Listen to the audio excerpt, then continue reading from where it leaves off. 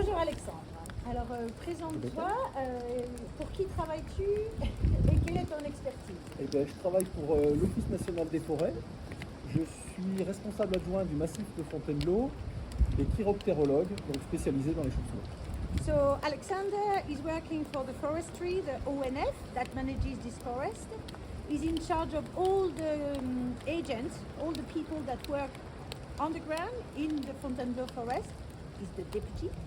And he's also a chiropterologue. So his specialty is bats. He knows a lot about all the bats. So Alexandre, on a des chauves-souris dans cette forêt. Pourquoi, où, comment? Et c'est important qu'on ait des chauves-souris. Elles sont protégées. Oui, très important. Elles sont toutes protégées au niveau national. À Fontainebleau, nous en avons 18 espèces sur les 21 régionales. Et au niveau national, nous en avons 36.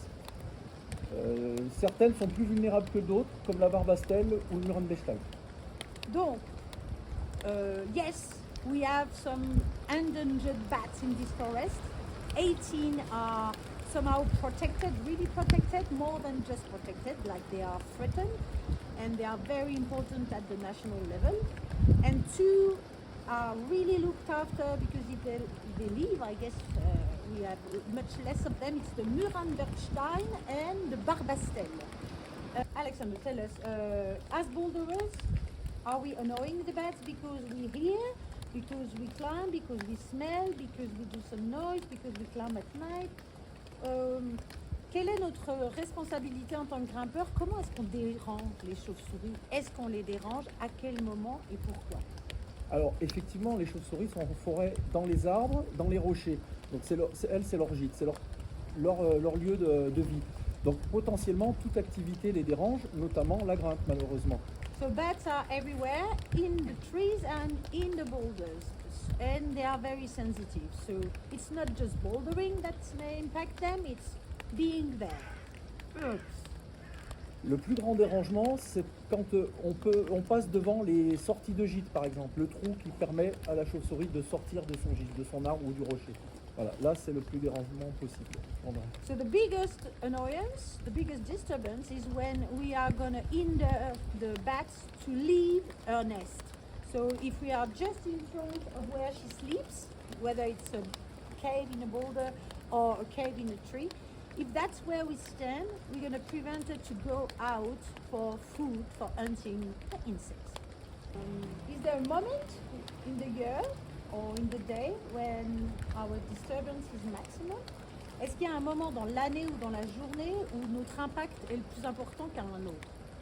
Donc oui, effectivement, le printemps par exemple est une période un peu moins sensible comparativement à l'été ou à l'hiver. L'été, c'est les périodes de mise bas, donc il y a des colonies de reproduction. Et l'hiver, elles sont en période de dormance, elles hibernent. Donc si on les réveille, elles se fatiguent pour prendre des calories, se réveiller, se réchauffer. Et du coup, comme il n'y a pas de nourriture, elles peuvent mourir. Okay, so the worst moment where we're going to annoy the bats a lot is during summer when they reproduce themselves and have the babies, and during winter when they're actually doing, they are hibernating. And the fact that we disturb them may wake them up, and if they wake up, their body needs a lot of energy to wake up, but there's no food, so they cannot get this energy. And so summer and winter are the worst moments for bats. So I've heard that it's not really good to be in the forest at night.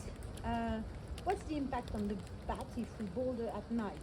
Quel est l'impact de la présence des grimpeurs la nuit et quel est l'impact sur les chauves-souris? Donc effectivement, l'impact peut être très fort la nuit parce que elle, c'est un animal qui dort le jour. Donc effectivement, il y a une activité de nuit qui va être en permanence. Elle va avoir besoin d'aller se nourrir, elle, la nuit, d'aller revenir se nourrir ses petits également. Donc elle va faire des allers-retours à son gîte et l'impact de grimpeurs sur les zones de gîte ou de la lumière ou de la musique la nuit est très importante et empêche les retours au gîte corrects des chauves-souris ou les sorties de gîte.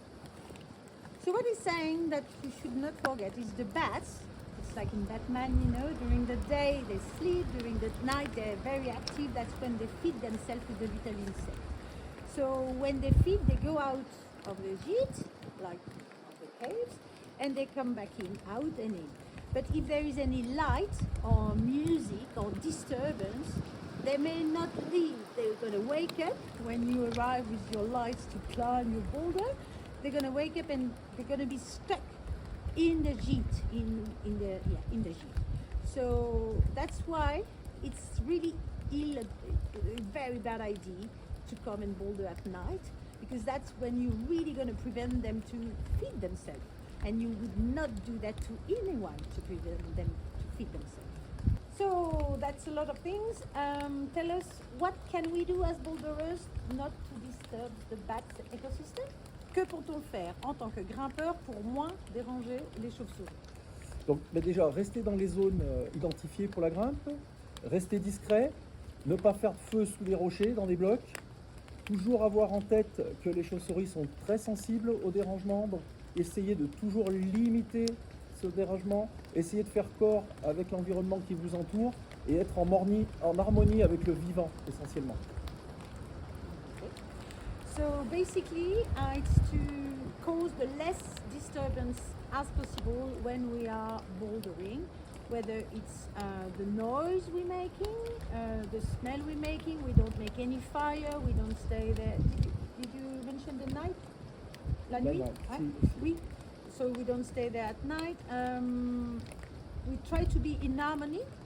So it also means we don't climb at night, we don't climb with music, we don't climb with fire. We try to be discreet and not to make more disturbance than the forest is making.